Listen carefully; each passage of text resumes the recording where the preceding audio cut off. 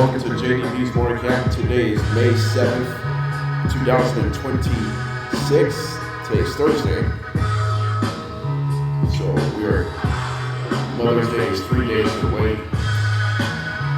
So that's going to be that. Also, I still want to talk about this podcast here today. As we're gonna, there is a handful of stuff to get to today. So I want to start with the NBA from last night's games, and then we'll preview today's game, Tuesday's game as well. So we'll get to the top of it right. We'll get to the top of it actually right now, if I can go with it. So I just want to get this show started without any coincidence. Whew. All right. What I want to start first. We'll start with what happened last night in the Game 2 thriller in New York City. Game 2 of the Eastern Conference semifinals between the Philadelphia 76ers and the New York Knicks. Meanwhile, the 76ers, it was a back and forth game all game long. Neither team had a double-digit leads the entire game. The largest lead overall combined 14 points, 7 points by each team. Largest lead for the Sixers was 7. Largest lead for the Knicks was 7. So neither team had double digits for the entire game. So it's been a back and forth game. Meanwhile, the Philadelphia 76ers offense actually moved the ball really well, but they struggled in the fourth quarter. We'll talk about all that. Meanwhile, the New York Knicks, with a clutch, making some clutch plays down the stretch in the fourth quarter.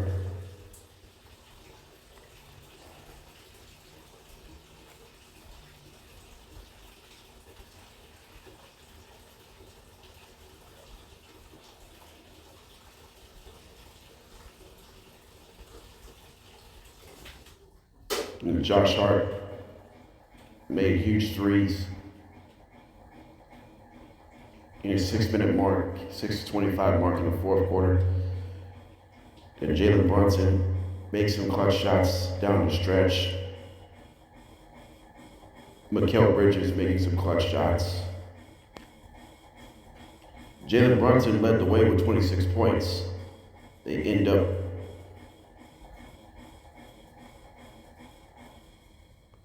winning 108-102. The Knicks takes a 2-0 series lead. As Game 3 will be in Philadelphia on Friday. Which is tomorrow, by the way. All right, so now, here's my question.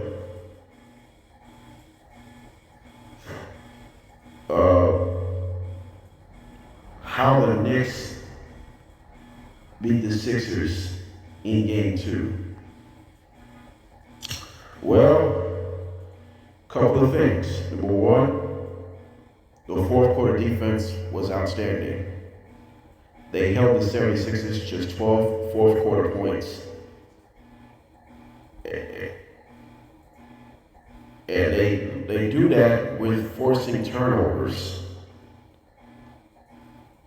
And the Knicks won this game because of the Knicks shot the three ball poorly, which is 7 for 26. They shot 27%. So they lost a 3-point battle by 6 makes. Sixers have made 6 more threes than the Knicks last night. Sixers made 13 three-pointers. And they shot 38% from downtown. But the Knicks shot 51% from the field. That's also a good sign. Here, despite the three-pointers didn't go down last night, they still find a way to get it done. Jalen Brunson, he didn't shoot his best last night, just 9 for 21 from the field, 1 for 5 from downtown. However, he was relentless at the line, 7 for 8 at the line, and 6 assists. That's how relentless he is. OG Anunoby, he had another decent game, 24 points. Karl Anthony Towns, productive game, 20 points. But Mikal Bridges came up huge. He had 18 points in the game, 9 for 13 from the field, 5 rebounds, a block, and a steal. Also, OG Anunoby had 4 steals as well. So Anthony Towns led the way with 10 rebounds. So that's how the Knicks beat the 76ers in Game 2. It's the late game contributions for the New York Knicks, the clutch contributions. The Knicks, they're now 1-2 in clutch games in the playoffs. They had lost their first 2 against the Hawks in their last round. So that'll be that. Next one, the Philadelphia 76ers. How does 76ers drop Game 2 in this series? Like I said, not only the 76ers scored 12 points in the fourth quarter, they got outscored by the Knicks by 7 points, 19-12. The 76ers surrendered 18 turnovers, cost them 23 points off turnovers in favor of the Knicks. And they surrendered 56 points in the paint against the Knicks.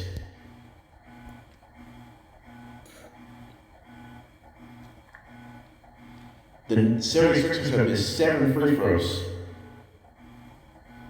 in 28 total attempts.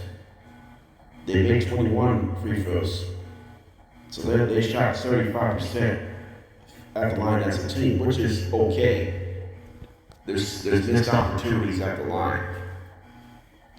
The only positive thing, they made 13 threes in 34 attempts, which is 38%. They shot 45% from the field as well. So there's a few positives. And you out-rebounded the Knicks by 2, 39-37. You had 11 offensive rebounds last night. There's a bunch of positives. The few positives that I can throw out, Kelly Oubre Jr. He had 19 points and 3 three-pointers. Paul George made 5 threes and 19 points. Tyrese Maxey, he didn't shoot the ball great. He did have 26 points. VJ Edgecombe had 17 points. But the late game execution was not great last night for the 76ers. Paul George took a bad 3-point jump shot with 27 seconds left to play in the fourth quarter. You're going to have one of those big, good looks, and you just didn't have a big look. The Sixers got to do a better job to generate big looks. And balancing it out. It's going to be really difficult to put them away. It's just because of that.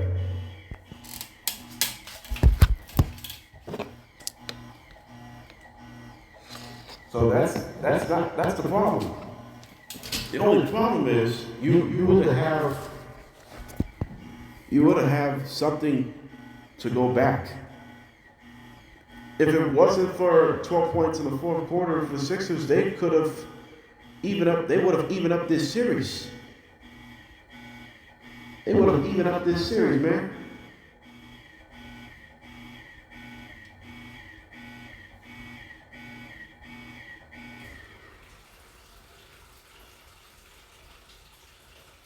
I wouldn't consider it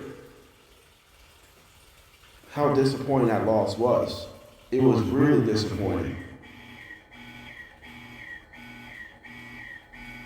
You gave this game 2 away. Clearly. Because the turnovers, the missing shots, not executing a high level on the offensive end of the floor. And now the Sixers will have to go back home, trailing 2-0.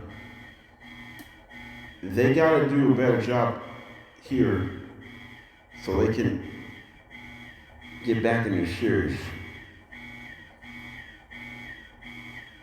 That's the best case scenario. All right, when we come back, we'll recap the Spurs and the Timberwolves, who won in Game 2 of the second round of the Western Conference semifinals. We're gonna update Aaron Rodgers. Where is he headed? We do have some news to share with. And then we'll also we'll preview the Pistons and the Cavs in Detroit in Game 2. We'll preview the Thunder and the Lakers in OKC Game 2. Continues tonight. So we will see how that goes here. We're going to take a look. Before we go to break, we had some difficult news to share. He's been founded as CNN. He's been done Turner Sports. He's done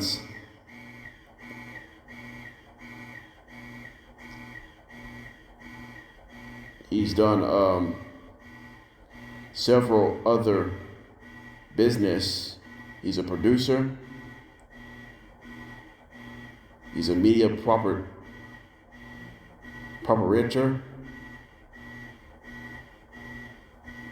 And he's done it all in his career.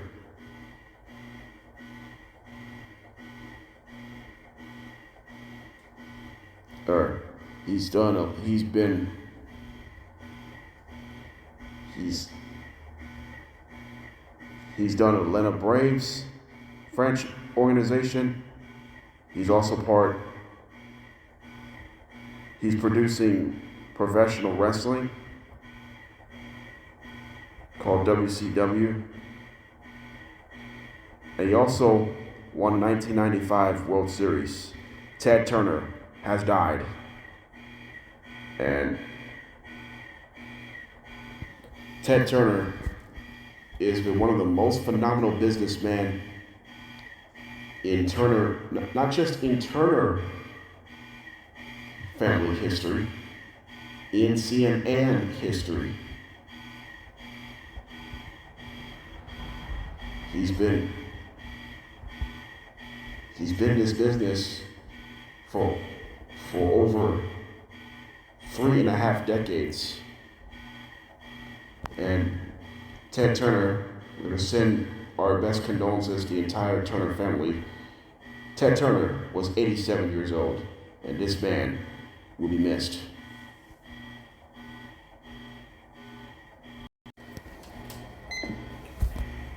Welcome back here to JDB's Morning Cap. Last night, Game 2 of the Western Conference semifinals, the San Antonio Spurs dominate the Minnesota Timberwolves 133-95. Steven Castle led the way with 21 points. Victor Wembanyama with 19 points, 15 rebounds. De'Aaron Fox had a nice bounce-back game, 16 points, 2 made 3-pointers, 5 for 10 from the field. As the San Antonio Spurs evens up this series at 1 apiece. So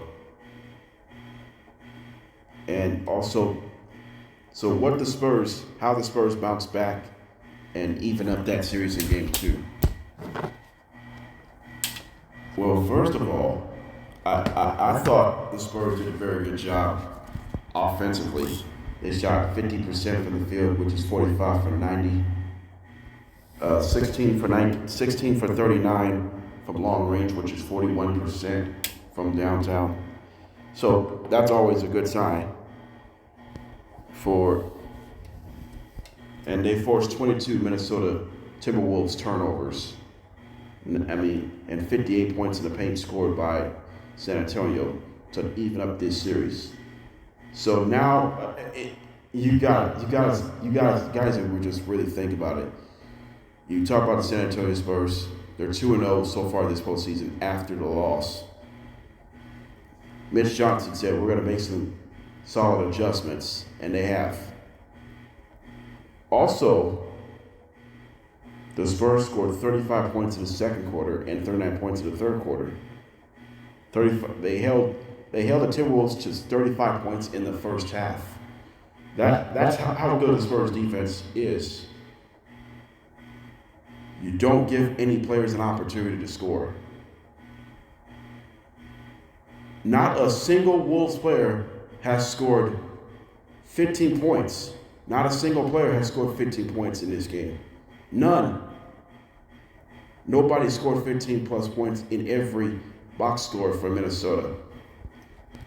And you think about San Antonio, you hold all the players just under 15 points. That is not an easy thing to do. Especially you're a top leverage contending team. But believe it or not, there's something else you really want to deserve the most, is to be a team player. Victor Wembanyama is a good team player, for sure. We talk about his defense, talk about his rebounding, and talk about his prolific scoring.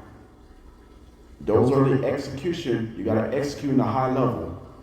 That's how crucial it is by going forward. But you would have took that. You can take as much time as you need if it wasn't for this. So if that's the case, then the Spurs will make all the senses right now. I think the series could go in 7 games still. We all know that. And now, Game 3 is critical. Who's going to take control of Game 3 of the semifinals? So,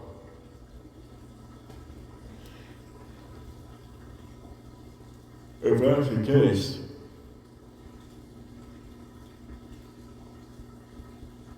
then you can spend your differences.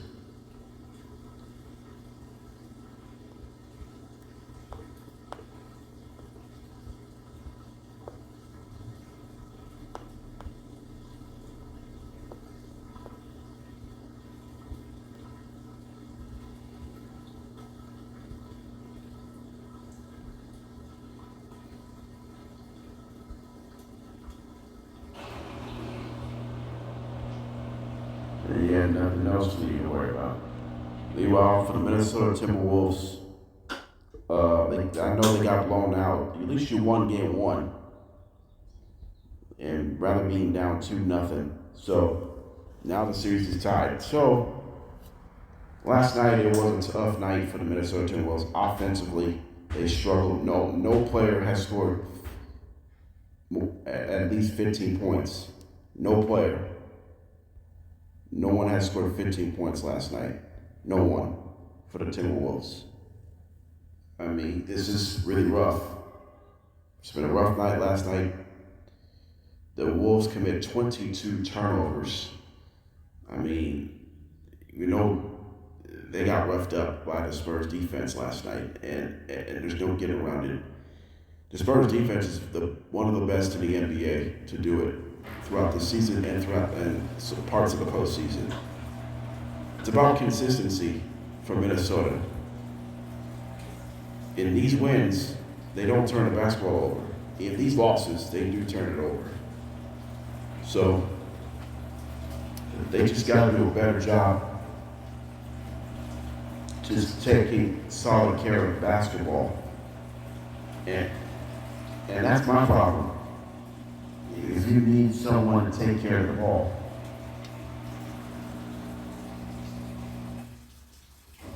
and there's no issues.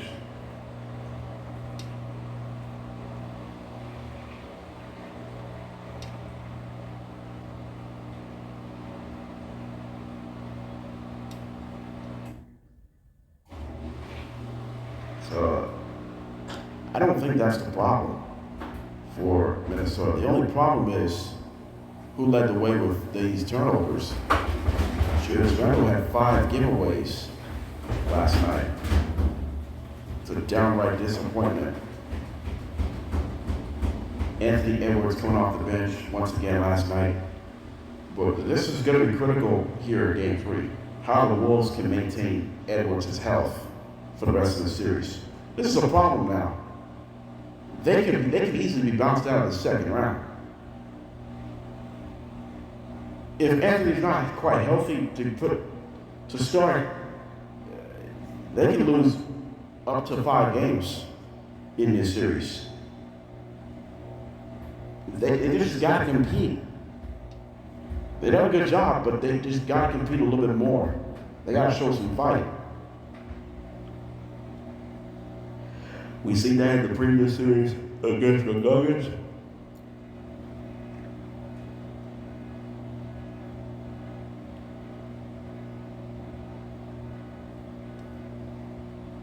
And that's the difference. That's a huge difference right now, to say the least. But this is where it really happens. Because of that, you might as well take yourself away.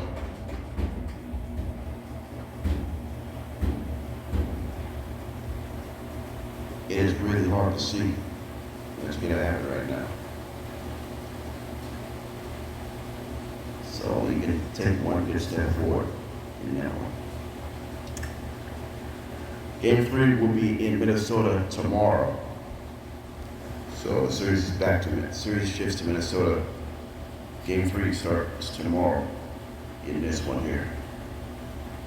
Spurs with a 133-95 Game 2 win over the Wolves. That's that. All right, coming up next, we'll talk Aaron Rodgers.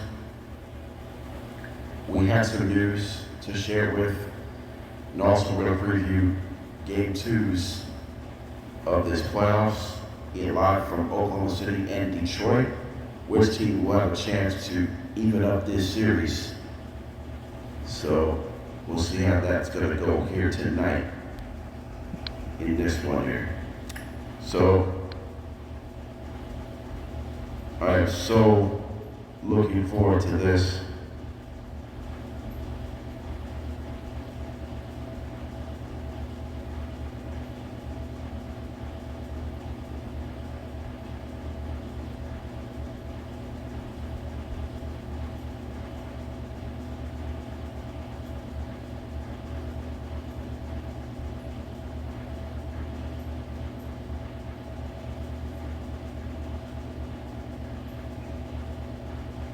This is what happened here. All right, so we're gonna step away in about a couple more minutes. So we'll be right back.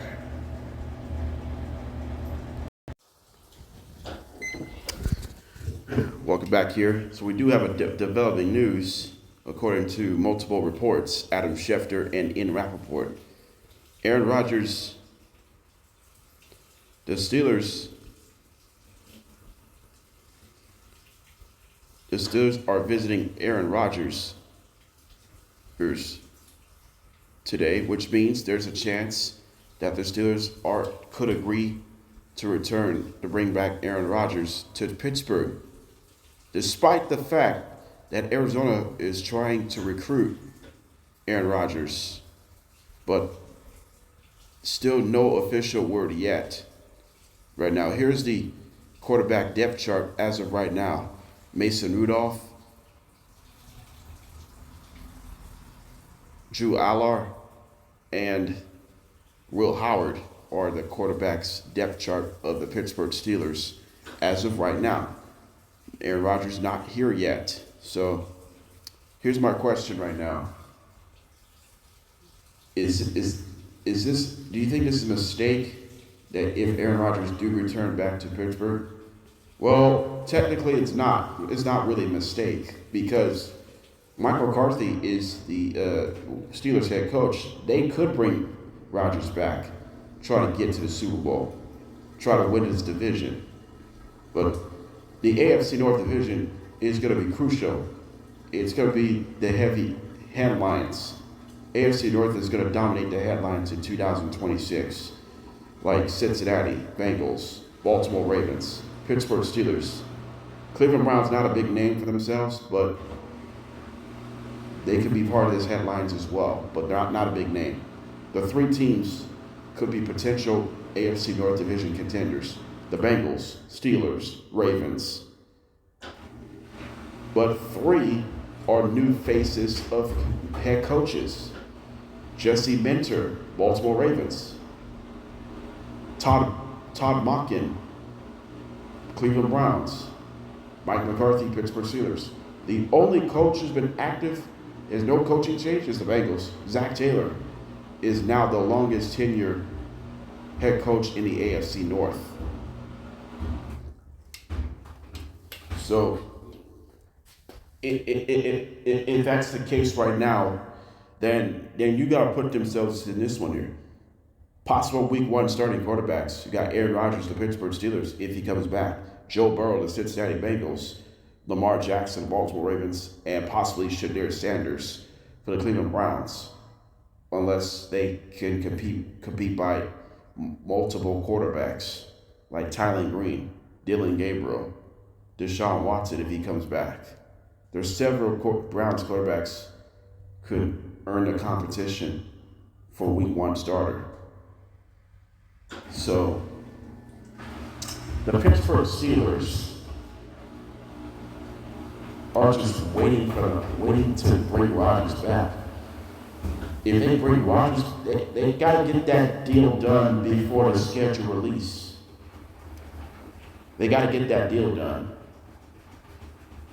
If they do get this deal done before the camp starts, then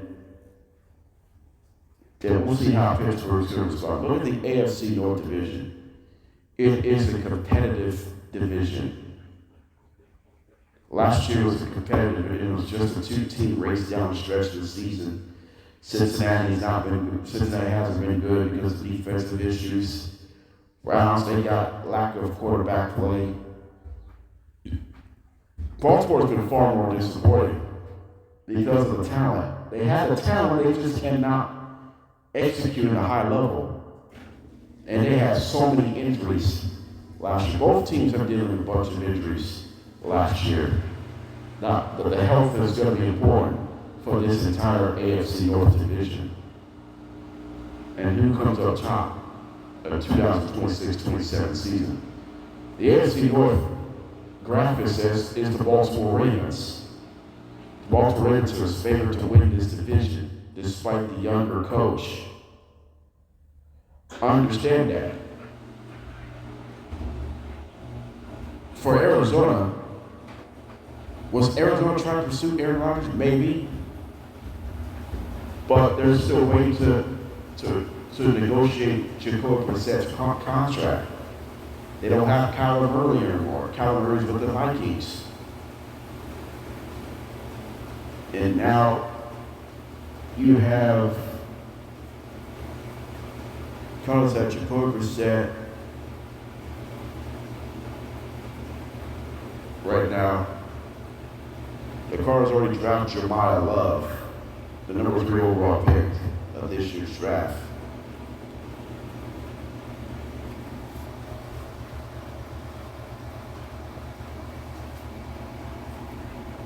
The Cardinals are not going to pursue Aaron Rodgers. There's no way. That would be a head scratcher if they sign Aaron Rodgers in Arizona for the Cardinals. That's going to be a head scratcher. Right now, if Pittsburgh doesn't have a quarterback, if he doesn't intend to sign, it's going to be a long season for the Pittsburgh Steelers.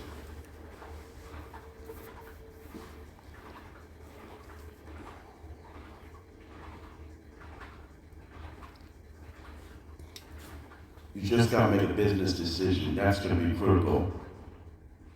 It's just like that. You don't want to have this situation under you. And it's just because you don't have to face them at all, but you just gotta say that you're gonna put them all down and all that stuff. I'm not gonna say anything about that. Nah, I'm not gonna say anything about this.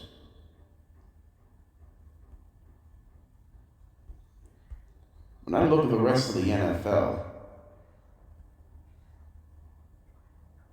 rest of the AFC conference, look at the AFC East. You got Buffalo, Josh Allen, the Buffalo Bills. You got Drake May, the New England Patriots. And then you got Justin Herbert, the AFC West. You got Justin Herbert, Los Angeles Chargers, Patrick Mahomes, Kansas City Chiefs. You have Bo Nix, Denver Broncos. Then you got the AFC South, Trevor Lawrence, Jacksonville Jaguars, C.J. Stroud, Houston Texans.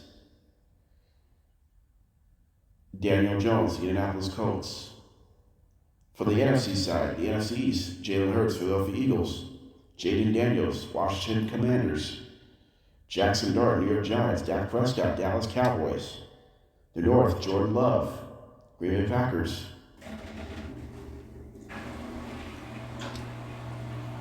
You had Jared Goff, Detroit Lions, Caleb Williams, Chicago Bears. And then you got several other guys. You can make all this happen. The NFC South, you have Tua Tagovailoa, Atlanta Falcons, Baker Mayfield, Tampa Bay Buccaneers, Bryce Young, the Carolina Panthers. And then you got the NFC West, Brock Purdy, San Francisco 49ers, Sam Darnold, Seattle Seahawks, Matthew Stafford, the Los Angeles Rams. So those are the quarterbacks, and the division is going to be real decent by going forward.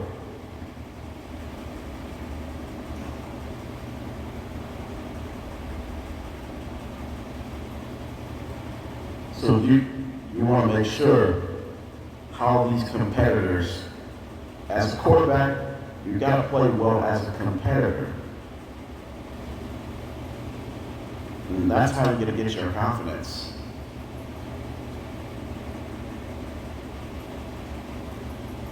And then look at these young quarterbacks. Fernando Mendoza of the Raiders, Tyler Shough, New Orleans Saints, Cam Ward, Tennessee Titans. And then you got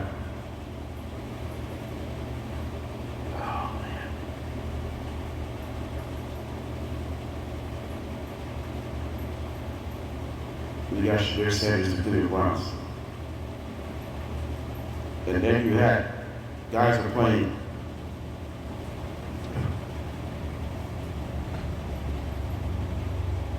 they got quarterbacks who's playing veteran heavy teams like Geno Smith, New York Jets, Jacoby Brissett, the Arizona Cardinals, Kyler Murray, the Minnesota Vikings.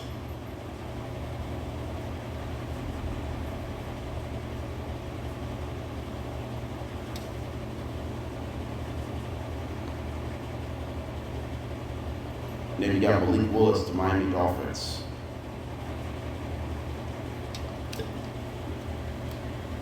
So you got to squash all of this.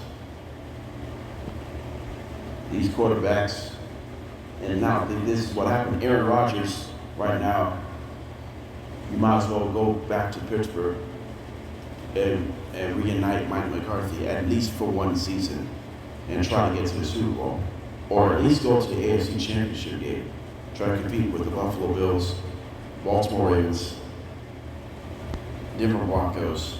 The list goes on and on. Look at our Steelers schedule in 2026. The Steelers are our first place schedule. The Steelers are the first place. Steelers has a first place schedule this season. So the Steelers road teams of 9. They'll play Cincinnati, Baltimore, and Cleveland. And then Pittsburgh will play the NFC East, right? For one game. They got to go to Philadelphia And then they got to play the NFC South. They got to play the Saints and the Buccaneers. And then they got to play the AFC South. They got to go to Jacksonville and Tennessee. And then they'll play the AFC East. They got to play the New England Patriots. It still have 8 home games in their schedule. It gets Cincinnati, Cleveland, and Baltimore. They got to play Denver at home. They got to play the Falcons and the Panthers. They got to play the Colts and the Texans. Those are the 8 home games for the Steelers this season. So it's going to be critical for Pittsburgh to get to the postseason. But I do like the fact that this team is performing at a high level. I just want to be consistent because of it, if that's going to be the case. But you can pay your own dividends.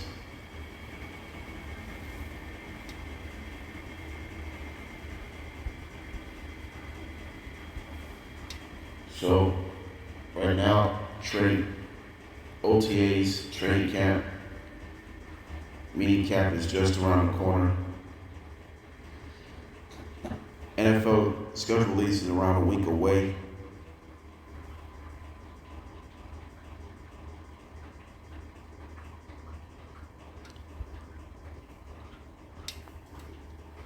So we're getting really time is fast. Time has changed quickly, so we gotta get ready for that. The dog days of spring is over. You gotta go to work in summer and play football around fall.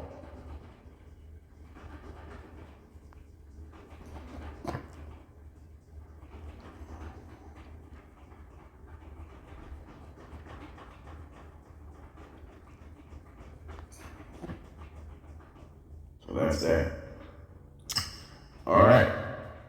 So what's coming up on JDB's morning cap?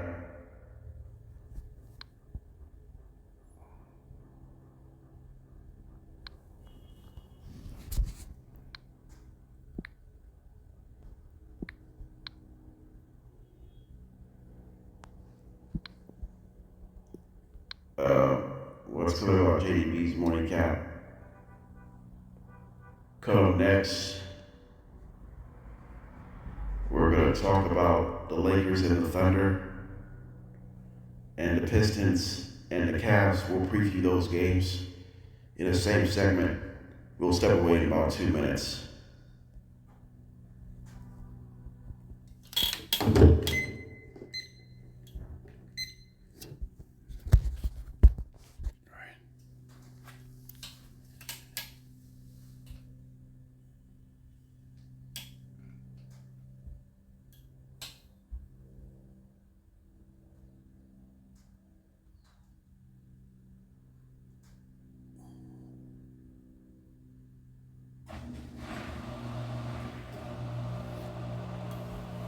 It's gonna spin.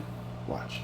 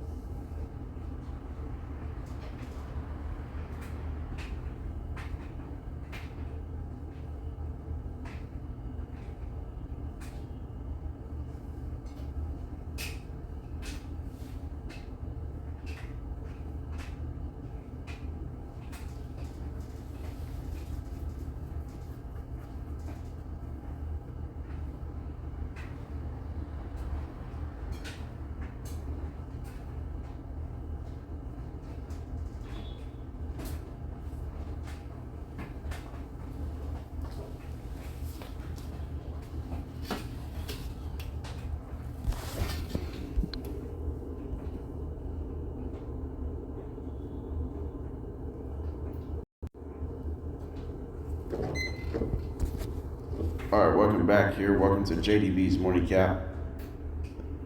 As tonight we have Game 2 of the Eastern Conference Semifinals. It's going to be the Cleveland Cavaliers taking on Detroit Pistons, live from Little Caesars Arena in Detroit, Michigan. Pistons have a 1-0 series advantage, so let's see how this is going to go here. All right, so for the Pistons, how the Pistons can take 2-0 in this series. It's about Cade Cunningham. Cade Cunningham needs to perform at a high level in Game 2 tonight. I mean, he's done a very good job to be a scoring producer and distributing the ball. I mean, he's done some powerful things in the playoffs. He hasn't necessarily played perfection, but he's playing smart. He's not going to play perfection. He's playing confidence. He's going to play a lot of confidence. He's going to trust his own hands and giving an opportunity and give other players an opportunity to score. That's how good Cade Cunningham is. He just needs to perform in a high level, game in and game out. He doesn't have to do too much. So he can play several factors that he can get it done here tonight. And Jalen Duren, he's done good things as well. Jalen Duren has done a phenomenal job putting this all together. Then you got Dennis Jenkins. Dennis Jenkins, Dennis Jenkins has done a really good job since coming off the bench, being productive. And then you got some guys like Tobias Harris. These guys can contribute every single time when you make matters most. And that could make sense if they can really do that here. So, meanwhile, for the Cleveland Cavaliers, what Cavaliers have to do to bounce back to even up this series? We know Donovan Mitchell, he's capable of scoring. They need everyone to contribute, like Evan Mobley, Jarrett Allen.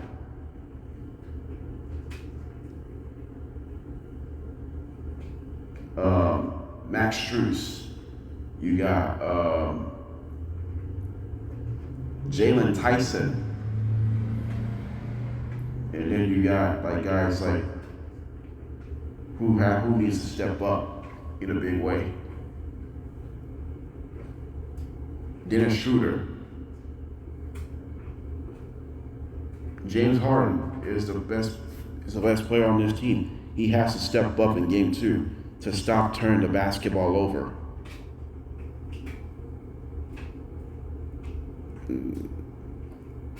So if James Harden continues to struggle in this playoffs, they're not going to get it past it. They're going to get bounced out of the second round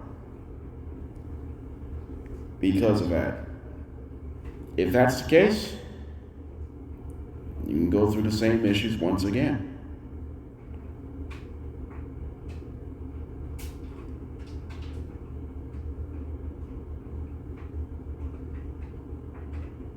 Maybe it's a different story.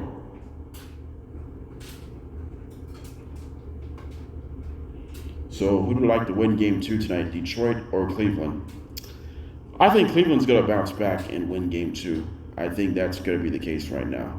I think Cleveland wins Game 2 in this series. This one here. All right, next one. We got the Oklahoma City Thunder take on the Los Angeles Lakers. Game 2 of the Western Conference Semifinals. Thunder has a 1-0 series advantage after the Thunder got the win. Well, for the Oklahoma City Thunder, what do you think about SGA so far in the playoffs? So far, he's playing very well in the playoffs. I mean, there's no getting around it. He has played so well in this postseason. I mean, if you trust anyone other than SGA, it's got to be Chet Holmgren. Chet Holmgren has played well so far in the playoffs. But someone so let's say if Thunder wants to go 2-0 in this series tonight, it's about the same level of intensity. It's about defense and making enough shots on offense. That's what Thunder has done best in the regular season and in the playoffs. Can they knock down threes in a high rate? In games like this, Thunder don't make threes in a high rate. When they do, they're gonna find ways to win. That's what they need. Oklahoma City Thunder, what they do? Thunder has the best mid-range field goal percentage in the NBA. Largely, it's been Chet Holmgren and SGA. SGA leads the NBA with the best mid-range field goal percentage in the NBA. I mean, we talk about the consistency of the mid-range shooters.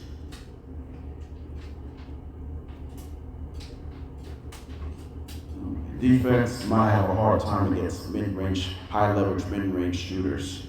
For the Lakers have struggled against high-leverage mid-range shooters. Lakers have ranked second to last in the NBA in opponents' high-leverage mid-range field goal percentage. In mid-range field goal percentage average, the Lakers have surrendered 53% at a time. They surrendered 53% of their makes. Success rate allowed. Who's behind? Sacramento Kings. The Kings have the worst mid-range field goal percentage defense in the NBA. So you have to guard against mid-range shooters. You have to guard SGA to not give him a free lane in mid-range situations. It's tough as a hiccup, but you got to get through that. As for the Lakers, how the Lakers can steal Game 2 on the road. It's not just LeBron James tonight. It's every one of the Lakers. Each and any one of the Lakers players has to perform well. Other than LeBron James. It could be Rui. It could be Smart. It could be Kennard. It could be Austin Reeves. It could be each and any other Laker roster has to contribute tonight to even up this semifinals of the West. This is going to be critical by going forward. They just got to do a better job to just take this one out because of it. And who would like to win Game 2 tonight, Lakers or the Thunder? I like Thunder winning Game 2. I think they could go 2-0 tonight. Lakers will compete hard, but I think Thunder will finish the game the right way in this one here. All right, let's close it out. What's coming up tomorrow on JDB's Morning Cap? We'll recap tonight's Game 2 between the Lakers and the Thunder and the Pistons and the Cavs. We'll preview tomorrow's Game 3 between the Knicks at 76ers, Spurs at Timberwolves as well. We'll talk all of that tomorrow as Mother's Day weekend approaches. We've been talking about today. We recap Timberwolves at Spurs. Spurs dominates the Timberwolves in Game 2 to even up this series. The Knicks won further at home against the 76ers to put up 2-0 in this series.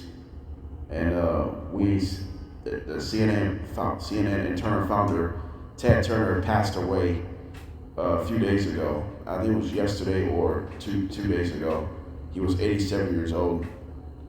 He passed away on May 6th, which is yesterday. Of course.